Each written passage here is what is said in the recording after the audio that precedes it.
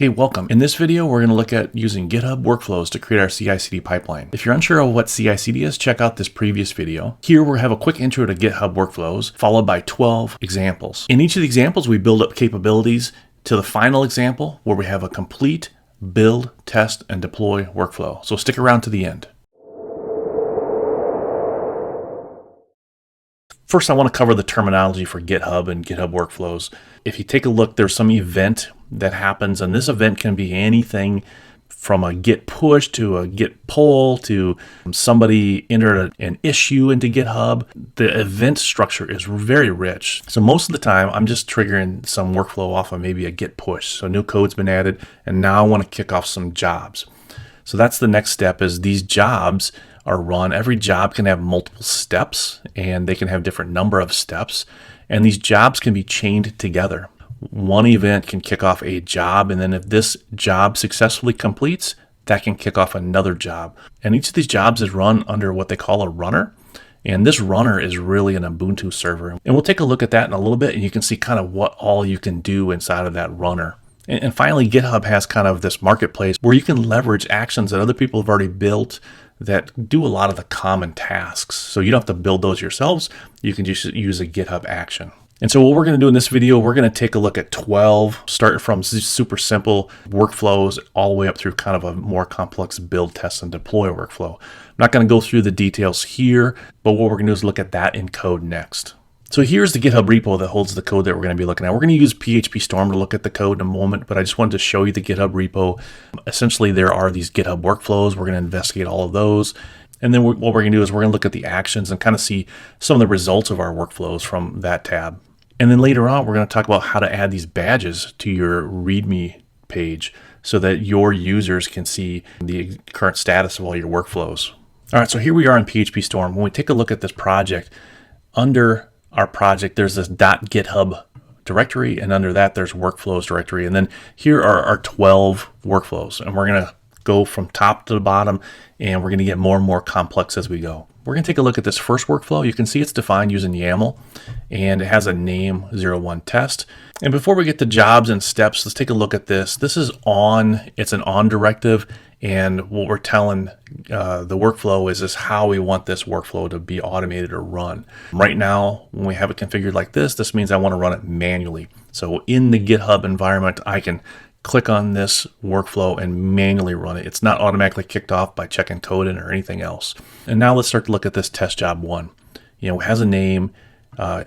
This runs on directive is saying that we want this to run on Ubuntu, the latest. So that's the runner. GitHub is going to spin up this runner in a Docker environment. We are going to run all of our steps in this environment. And then when we start to look at steps, you can see every step has a name and something that is happening during that step. So here we're just running a single command, pwd. Here we're running another command. We're trying to figure out whatever the release is. And mostly what I'm doing in this first test is I'm just kind of poking at that run environment. I want to see what I can do there. Here's how you run multiple lines. You use that pipe character, and then you list your lines. And when we actually look, this is going to be the current directory. It's based upon kind of the name of the repo.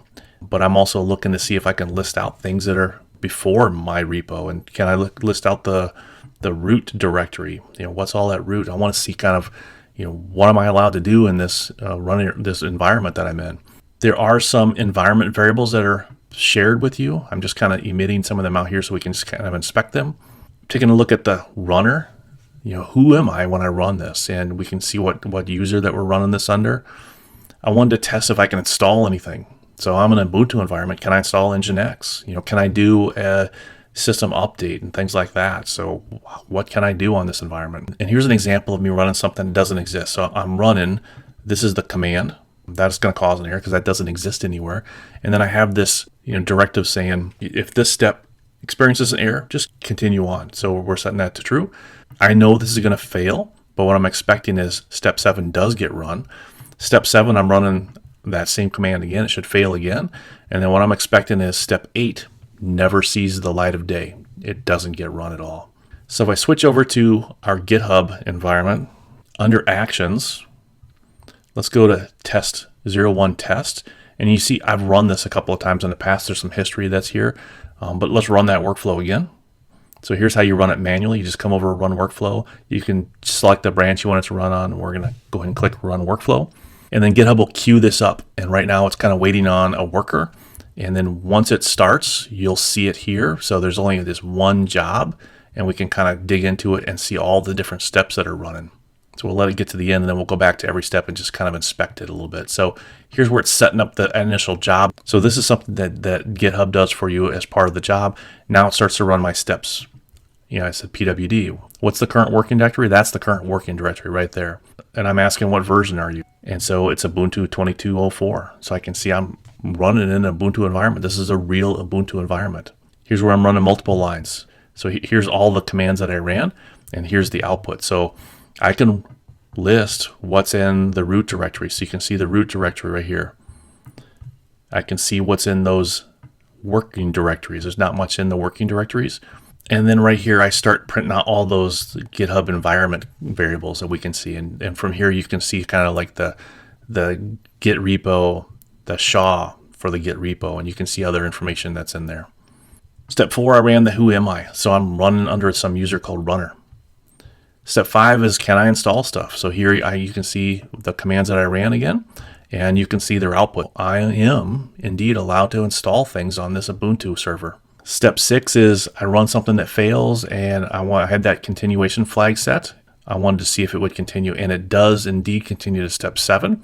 Step 7 runs in that same error, and it fails, and it never gets to step 8. So that's what you can see there. Step 8 never gets reached, but the job is completed, and we clean this thing up. So if we go back to kind of the summary level, you can see that job I just ran failed. All right, so now that we did one job, we're going to go a little quicker on test job number 2. Test job number 2 is almost exactly the same as test job number 1, but I've taken it, instead of having a single job, now I've taken those same steps. Steps 1 and 2 are part of job 1. Steps 3 and 4 are part of job 2. Steps 5 and 6 are job 3, and steps 7 and 8 are part of job 4. And that's really the only thing that has changed in this particular workflow. So let's go ahead and find that workflow, and we're going to kick this one off again. We're going to run it manually, and we're going to let it do its thing. So you can see here that all 4 of those jobs are running in parallel. And that's an important thing to notice here is I didn't specify how the jobs were going to run. In fact, there's no kind of constraints on them at all. GitHub does the right thing, and it just runs them all in parallel. So if I look at test job number 1, it is run under its own environment. This environment, it's set up kind of a GitHub environment, and I can see it here.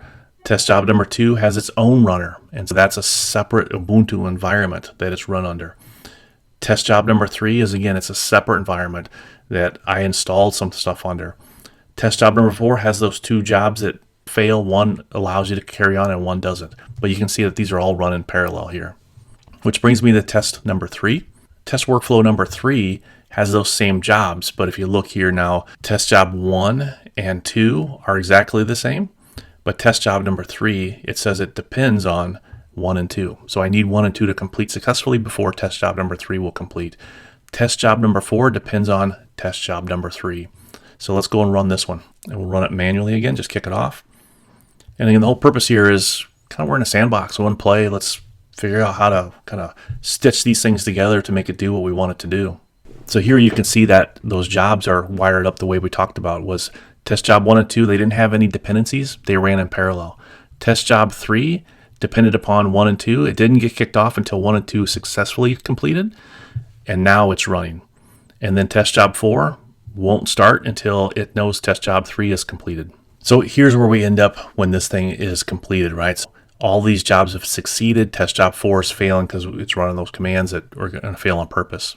And then one of the things that happens automatically for you is GitHub is sending you emails in the background here. So for example, here's an email that I received that for this particular job that it failed, test 3 failed, and you can see kind of the information, and there's links where I can go and log in and check out the details. All right, back into our sandbox, we're up to job number 4. So we're done with kind of those simple tests. Let's start to do something more useful.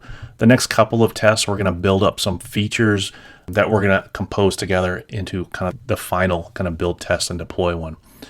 Here is an example of where we're going to do a simple deploy. Because it's an Ubuntu server, we can actually configure SSH so that we can use SSH, this command, and kind of connect to our deployment server. We have a deployment server here at this IP address, and this is the current version. It was built 4.19.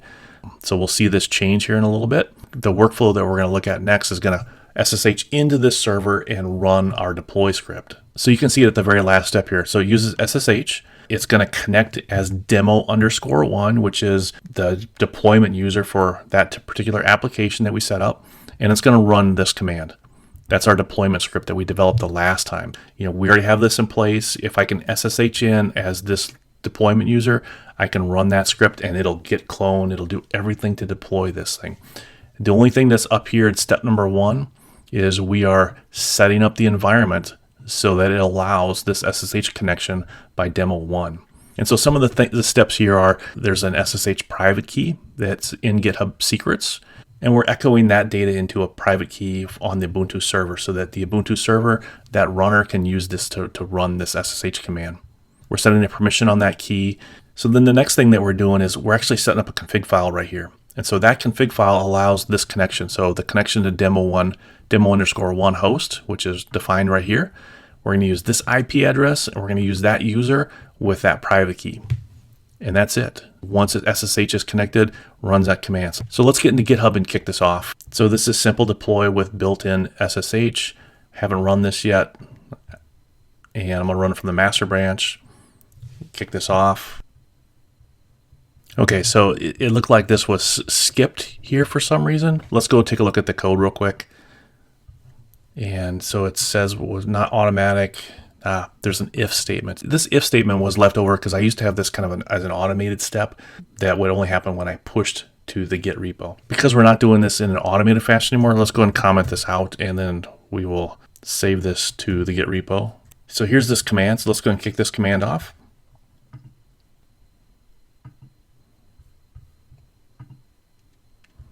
And here are the steps. So you can see right away.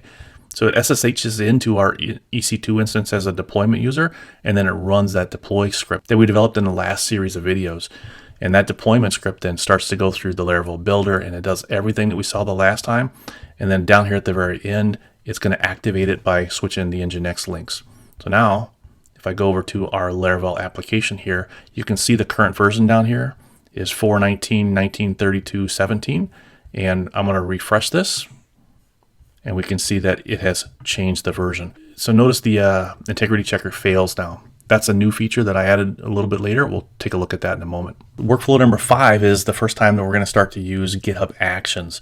These GitHub Actions are like little packages where there's already kind of built-in features. So for example, I'm using this particular action right here, and this is the GitHub repo for this action, and you can see it here on this one. And every action usually comes with a pretty decent README file with all the options and how to kind of use it as an example. So what we're doing here is we're using this GitHub action to allow us to do that same SSH command as we did before. Instead of kind of manually rolling it up and configuring our Ubuntu instance and doing SSH, we're just using this action. So this action does need some data. So it needs the host, the port, the username. It still needs that private key. Under the hood, my guess is it's doing kind of something similar to what we did manually before. But let's go ahead and see how this one works. So we're going to run it.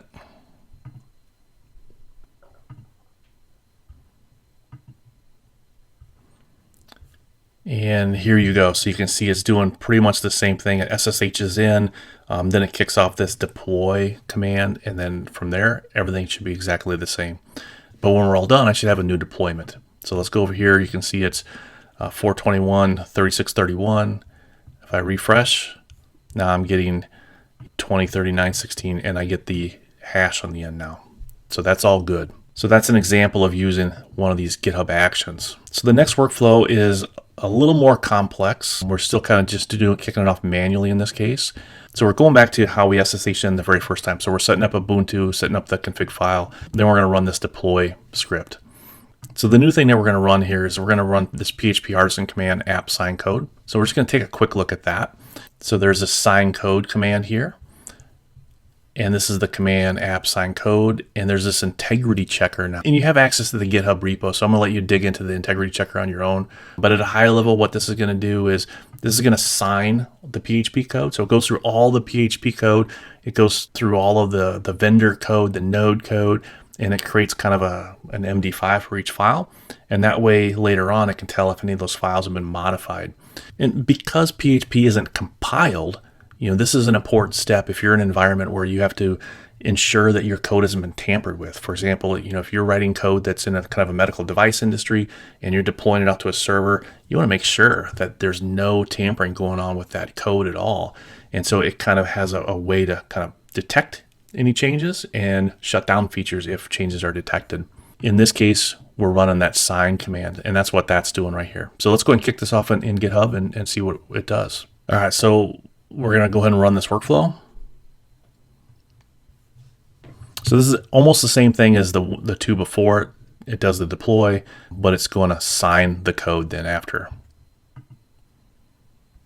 So there's the deploy. It's starting that deploy script that we worked on the last time. Now it's signing all the code. Now when I refresh, the integrity checker, is failing at this point because the old deployment didn't sign the code. Now when I refresh it, I pass the integrity checker because none of the code's changed since we signed it, and I've got my new version. And again, we're just building up capabilities here. So we learned how to deploy, we learned how to sign. The next thing we're going to do is we're going to learn how to test. So here's a PHP Artisan test example. Again, we're going to dispatch it manually. There's a single job in here called tests, but it has a couple of different steps. This is the first job that has a new service. Under the hood, GitHub is using Docker to kind of create these runners. So we got this Ubuntu instance. It's using Docker. It's spinning up this Docker instance. So here's where I can kind of control my Docker environment a little bit more. So I have this service called MySQL. This is the image I want you to use. Here are the environment variables for kind of the password and the database and what port I want you to run. So using this service, when I come down here to do my tests, I'm going to actually be testing against it using kind of a MySQL database. So in here we introduce a couple of new actions. So on the Ubuntu instance itself, we're going to use this GitHub checkout action, which is going to just check out all the code on the Ubuntu instance so that it's all right there for us. So next we're introducing another GitHub action to kind of help us kind of cache the composer dependencies. Here's where I'm using another GitHub action to set up my PHP environment. I'm telling it PHP version 8.3. So now I'm running some commands. I'm doing composer install, and now I'm setting up my environment for testing. So I have this env.ci, which I'm using here, and it has kind of that DB connection info that we just saw in our service. Those are the password and username for the service that we just saw. And so I'm swapping in that environment. I'm doing PHP key generate, and we're migrating the database. We're installing our NPM dependencies. We're compiling our front end assets, and now we're running our tests. So let's kick this off and see how this runs. All right, so it's got queued. It's already started. Let's go ahead and open it up here. There's just one job. Now you start to get a little glimpse under the hood that this is really using Docker. There's a check in the Docker version. We're pulling that MySQL image down in its different layers, kind of configuring that MySQL so it's up and running. We're checking out the code, using the action to check out the code. This is the caching composer dependencies action that we saw there. Here's using the PHP action to install the 8.3 of PHP. So now I'm starting to do the steps that I need to build these things. Here we're doing composer install with no scripts. It's doing its installation. Here's where I'm setting up my environments, copying over that CI environment, and I'm doing key generate and migrate. So you can see the migrations were successfully run on that MySQL database. Installing the NPM dependencies, compiling my front end assets, and now I kicked off my tests. And so you can see all the tests here that are running, that these are just part of the Laravel by default. And at the very end, you can see all 25 tests pass, 61 assertions, everything's looking good. And then it finally just kind of goes through kind of some cleanup there at the end. One of the things I do want to show you is if we take a look at the code now, you can see these badges. This is a line of badges right there. So, test number 7, PHP Artisan test is passing. 05 simple deploy is passing. 04 simple deploy with built-in SSH is passing. Getting these into your README file is pretty simple. So what you can do on this side is, when you get over to one of these tests, you can click this ellipsis and create a status badge, and it's going to create some markup here for you. And so that markup, then you can copy and paste it, and you can drop that right into your README file. And so that's pretty much what I did to create these initial versions of this. And then I just removed the markup and converted them directly to anchor tags so that I can kind of get a little, I feel like I can get a little more control over what everything looks like at that point. And so you can see those 3 badges are here, and here are the default badges that Laravel adds to the repo. All right, the next 2 tests are kind of scanning the PHP code. I'm just going to go through one because they're kind of both the same. So this is using PHP-MD to kind of scan the PHP code. The workflow looks the same as what it did when we ran the unit test. So it's a manual dispatch. There are some new permissions for this particular test because this particular test has to integrate with kind of the security tab on GitHub. And so what we're going to see here are some permissions that were added to the different steps. It uses the checkout step. It uses the setup PHP step, these actions here that we had before. And now here's where I'm running PHP-MD. And you can see when I set up my PHP, I asked it to install that extension. So that additional tool, I need PHP-MD installed. And so it installed it, and now I'm actually running it here. Here's where we use that continue on error statement. So if this has an error at all, it will continue on to the next one. And then finally, there's this action where we're actually going to store this analysis back into GitHub. We're going to store it in this code QL. It's a code QL action so that it shows up in our security tab. So let's go ahead and run this and see where we can see it.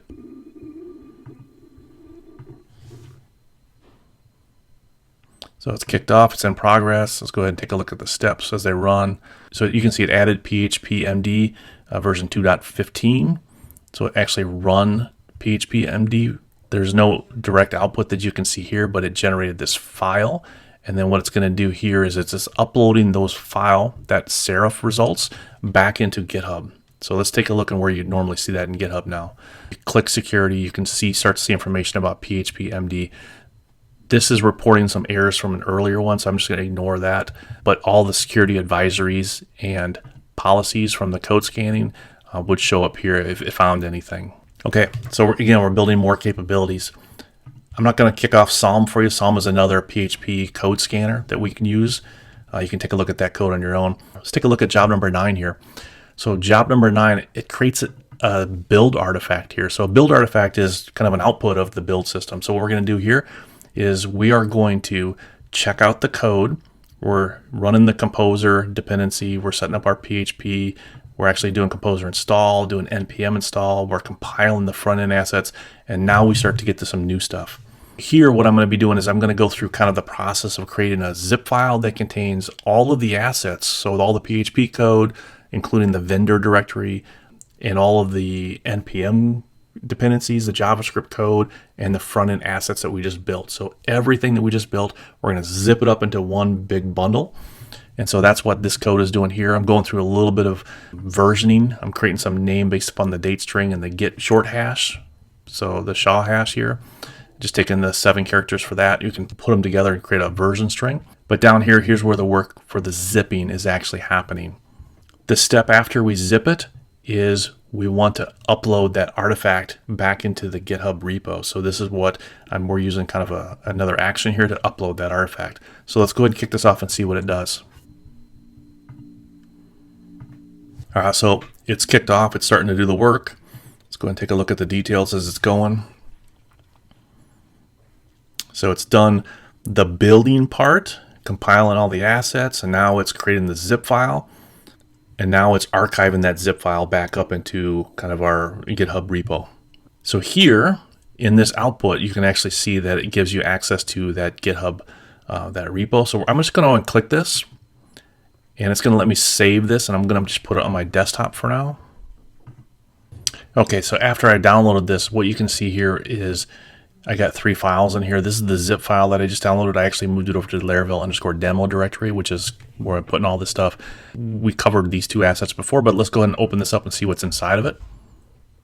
So we can see what's inside there is there's this build directory and then all of the assets. So that's typical Laravel folder structure right there, right? So all of the assets are already here. So including the vendor directory, You can see the node modules here, all of the assets that were compiled, everything's in place. Theoretically, I can take this zip file now, I can deploy this to kind of our EC2 instance, and then have the EC2 instance unzip that, and that's all it has to do to build. There's no build steps, it's just unzip it, right? Because the building was really done on the CI/CD server for us. We built it once, and we're going to deploy it. And we'll do those steps later on, but I'm just going to clean this up for now. Get rid of it. You can also get access to these artifacts by clicking on the run. That was the run we just did, and you can see the artifact right here. So that's the same download link that I just clicked on before. That was part of in the details of the log. So our next workflow is going to kind of compose a couple of things. We're going to work on downloading that artifact that we just built. Just built it up, zipped it up.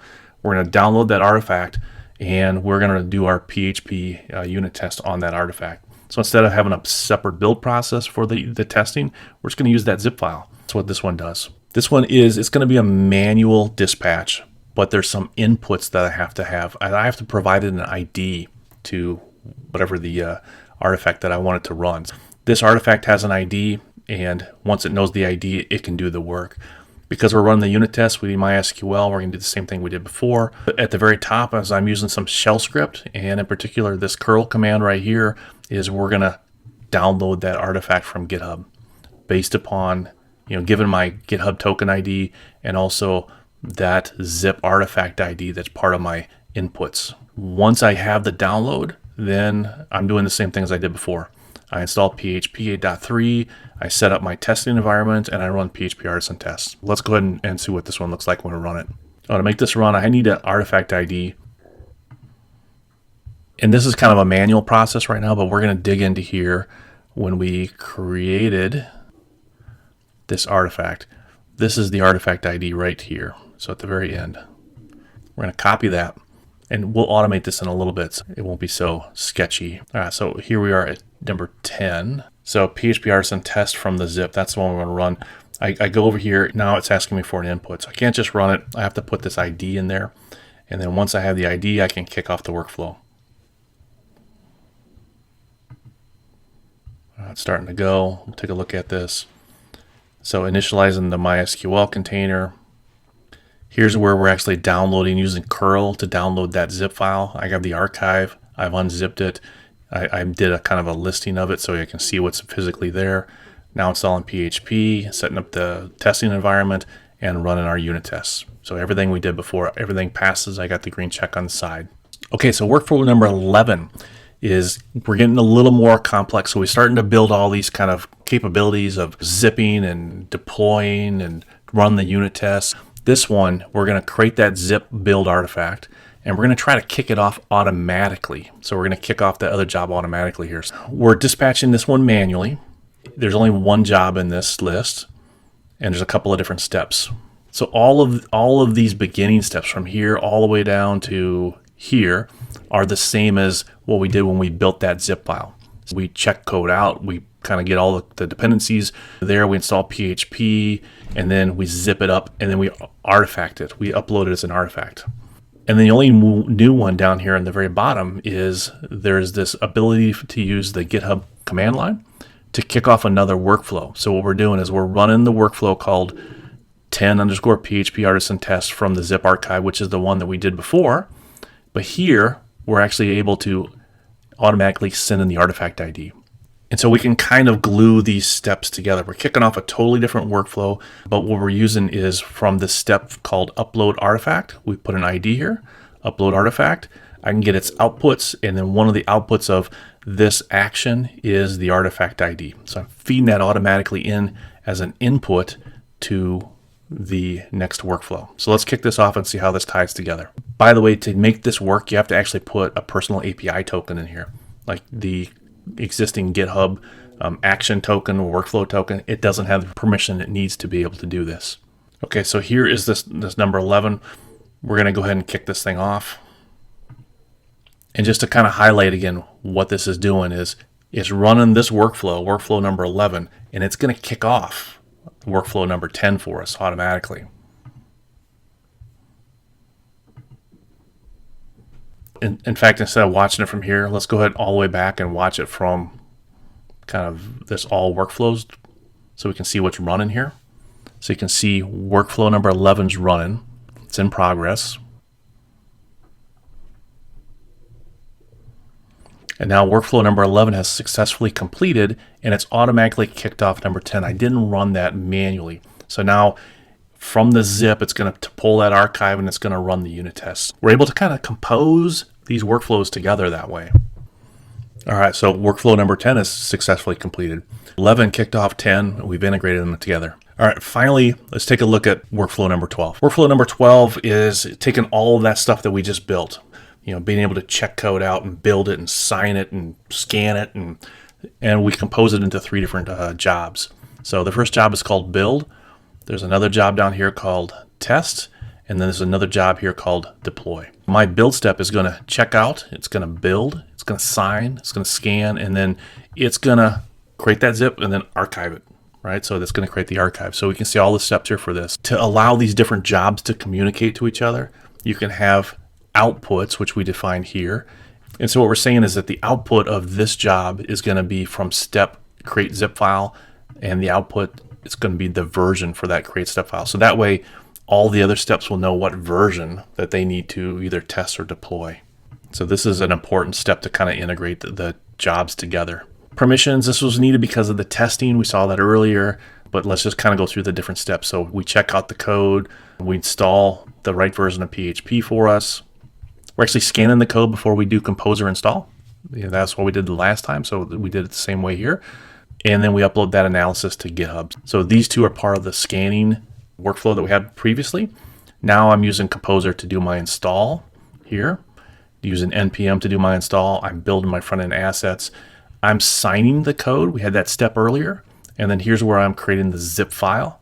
Finally, I upload that zip file as an artifact as part of this job. Then the next job is called test.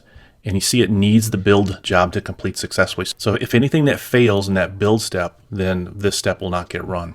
And this step at a high level is going to download that zip file. It's going to unpack it. It's going to set up the test environment, run the test. We saw this before. It has a dependency on MySQL. So there's a service that we're setting up using the Docker. And then there's this version string that's part of its environment. And we're getting this from the build step. And the only way that this shows up as a build step is you have to have a dependency up here that says needs build. And then that way you'll get access to all the outputs here. So we're using the version string, which is what we defined up here as its output version string. And then we get to go through the steps, and we're going to use this version string environment variable through these steps. I'm just echoing the version string out. You know, once I know the version string, again, that's what I named that artifact. Once I know the name of the artifact, I can use this action to download the artifact. Now we're off to the races of what we did before when we did this testing, which was we need to unpack the zip file. We install PHP, we set up our testing environment, and then we run PHP artisan test. And then our final job is the deploy job, and you can see it has a dependency on the build and the test. They both have to pass before this one will run. This is going to download that same repo, that same zip file. It's going to use secure copy to upload it to our EC2 instance, and then it's going to kick off a deploy. Here's the same version string as before, and here's the steps. So we're just echoing the version string out. We download the archive. In the beginning, I was doing some testing. So then here at the bottom, we're using 2 actions from Appleboy. And the first is an SCP action. So we're actually going to copy this zip file that is local. We didn't unpack it here locally. We just have this zip file. And we're going to use SCP to copy it over to our EC2 instance. We're going to put it in this directory. And then this is the same action that we did before. We're going to use this action to run our deploy script. I did modify our deploy script, so now it has kind of 2 ways to deploy. So the previous way was every time you ran deploy, it would get clone and create and do the build and everything. Now it's going to look for that zip file. So if it detects that there's a zip file in the deployments directory, it's just going to unpack that zip file, and it's not going to do any build steps, and then it's going to carry on. So there's 2 ways to deploy. So let's go ahead and kick this off and see how it works. All right, so let's go ahead and kick this off. And now you can see the kind of the 3 main jobs, right? The build, the test, and the deploy jobs. And they're all chained together depending upon each other. So let's go ahead into this build one and watch it do its work. Here, we're checking out the code, installing PHP along with the PHP MD running the scans. It uploads the scans to the GitHub repo so that we can look at them on the services panel. Here's where we're doing composer install, npm install. We're compiling the front end assets. We are signing our code. So we did install here, sudo apt install md5 deep, which is what we're using to kind of sign the code. After it's been signed, we're going to create that zip file, and then we're going to archive those artifacts back up to GitHub for the other steps to use. So if we go look at the other steps now, this is the step that's running right now, which is the test step. So the test step, again, requires MySQL, so it's kind of set up the MySQL instance here. Here was that version string. Here we're downloading the archive. We're unzipping it so you can see all the unzipped archive. We're installing PHP, setting up our environment, and doing our migrations, and then running our tests. And then everything after that is kind of GitHub kind of shutting down the worker. And then finally, the third job is our deployment job. So here you can kind of see all the different actions here. So, here's where we download the archive. Again, we're getting that zip file that we actually pushed up in step number 1, which is our build step. Kind of showing what's in. I just showing what's in the current directory. We can kind of see it's named something like that. Then we're SCPing that file over to our remote EC2 instance, and then we run the deploy archive script. So when it runs this deploy script, so now we can see kind of a little bit different. It's not doing all the composer install and npm install, but what we can see it is in this area here. It creates a symlinks, and then it's saying the build was completed when the archive was created. So it's telling us that it's using that archive, and we pulled it in. Here's my new build version. It got this string from the build version that we set a long time ago in the build step. And then at the end, it activates that new build or the new release there. So if I come over here, this is the one we haven't touched this in a while. Integrity checker passes. Here's our current build. We should see for sure these last 3 things change. I'm going to refresh. And now that it's refreshed, I can see new stuff here, and the integrity checker still passes. Okay, so let's just wrap this up here. We spent a lot of time doing different workflows. We're just kind of playing around, trying to understand, what the sandbox look like, what those runners look like. I mean, the Ubuntu instance, what capabilities do I have as far as listing directories? Could I echo stuff? Could I install things? And then we started to build little capabilities.